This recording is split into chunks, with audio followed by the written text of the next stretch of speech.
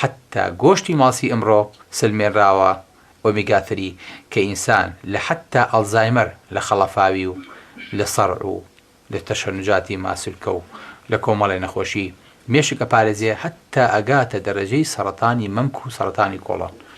ئەمانی کە باسێکین ئەمانە هەمی بەحسی لەسەر کراوە بۆی ئەوێرین باسی کەین و لە کتێبە طبیەکانە بە شێوەی دۆکیمنتاری ئەمانە وجودیان هەیە. پێغەمبەری خوا سەڵەم ئایا غەیری ئەم گۆشتە گۆشتی تری خواردووە؟ بەڵێ، پێغەمبەری خوا سەڵەم غەیری ئەمە گۆشتی کەروێشکی خواردووە. سەحابەکانە فەرموون گۆشتی کەروێشکمان لابوو دانبان بۆ پێغەمبەری خوا سەڵەم، پێغەمبەری خوا سەڵەمان بینی لی خوارد.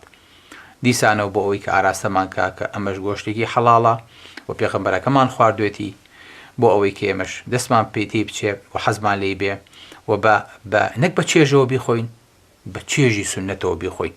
مادەم پێغەمبەری خوا سەڵەم شتێکی کردبێ ئەو چێژەمان بۆ دروستە بێ، ئەگەر یەک جاریش بێ لە ژیانمانە با بیخۆین بۆ ئەوەی کە هیچ نەبێت سنەتەکەی پێغەمبەری خوا سەڵەم تەطبیقین. غەیری ئەمە پێغەمبەری خوا سەڵەم گۆشتی خواردووە، گۆشتی زۆربەی ئێمە منیشکە بەداخەوە ئەمڕۆ ئەڵێم نا ئەلحەمدولیلا پێغەمبەرمان خواردوێتی.